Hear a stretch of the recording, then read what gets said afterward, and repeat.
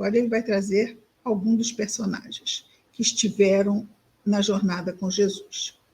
Para muitos, Maria de Magdala era mulher obsidiada e inconveniente, mas para ele, surgiu como sendo um formoso coração feminino, atribulado por indizíveis angústias, que, compreendido e amparado, lhe espalharia no mundo o sol da ressurreição. Não, por que ele diz isso? Né? Lhe espalharia no mundo o sol da ressurreição. Para quem foi que Jesus apareceu em primeiro lugar depois da crucificação? Ela, Maria de Magdala. Muitos julgando-a indigna, e aí entra de novo, não é? A dureza das nossas observações, quando só quem sabe de nós é Deus, não é? Mas é uma tendência do ser humano ainda. Por isso estamos onde estamos, porque ainda somos espíritos imperfeitos e aqui estamos no planeta Terra. Continua Emmanuel dizendo, no conceito da maioria, Zaqueu, aquele baixinho que ficou lá em cima do sicômoro, observando Jesus, e Jesus disse que ele descesse porque ia lá na casa dele jantar. No conceito da maioria, e Zaqueu era um cobrador de impostos, não é? Muito mal visto pelos judeus. Era judeu também. No conceito da maioria, Zaqueu era usurário, de mãos enferrujadas, aqui no texto está azinhavradas. Então, azinhavradas, enferrujadas e infelizes. Para ele, no entanto, para Jesus, Zaqueu era o amigo do trabalho, a quem transmitiria alevantadas, ou seja, grandes noções de progresso e riqueza. Aos olhos, olha só, progresso e riqueza material? Não, não é? Tanto que Zaqueu mesmo disse a Jesus que estaria dando parte do que era seu aos pobres, não é? Então, Jesus não veio para nos deixar ricos de dinheiro. Muitas pessoas interpretam vim para que tenhas vida e vida em abundância com muitos carros na garagem, com muito dinheiro no banco. Mas a vida abundante que Jesus nos traz é a vida moral, é a liberdade de consciência por estarmos fazendo escolhas melhores e nos felicitando com as consequências felizes dessas escolhas. Essa é a abundância. Abundância de paz, abundância de felicidade, a maior felicidade que este mundo pode nos dar. E aí, quando eu digo este mundo, não é só material, não é?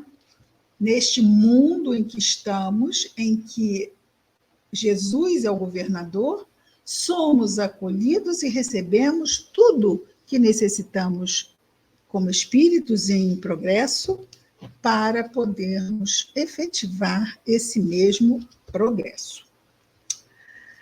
E continua Emmanuel. Essas páginas são impossíveis de não serem aproveitadas, né? São tão ricas. Vamos agora a um outro personagem. Aos olhos de muita gente. Simão Pedro. Agora estamos falando de um apóstolo. Aliás, vai aparecer bastante aqui no nosso estudo hoje. Simão Pedro era fraco e inconstante. Para ele, contudo, para ele Jesus, Simão Pedro, representava o brilhante entranhado nas sombras do preconceito, que brilharia à luz do Pentecoste para veicular-lhe o Evangelho.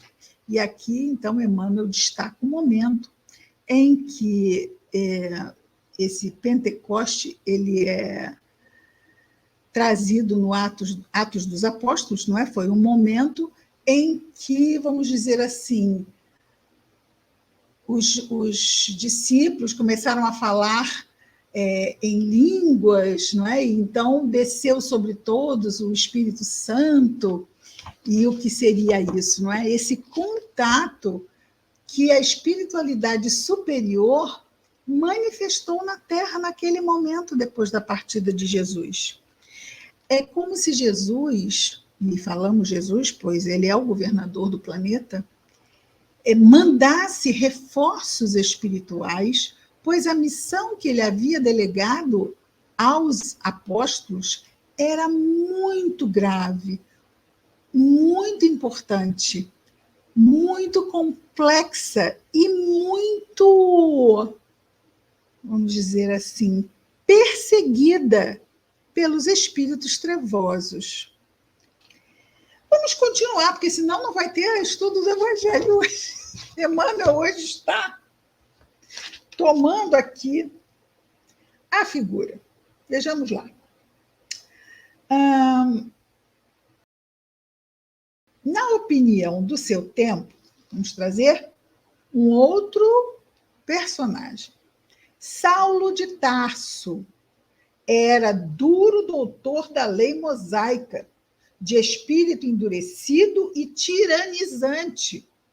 Para ele, Jesus, porém, era um companheiro mal conduzido, que ele, Jesus, buscaria em pessoa, em aparição, depois da crucificação, o nosso querido Paulo de Tarso.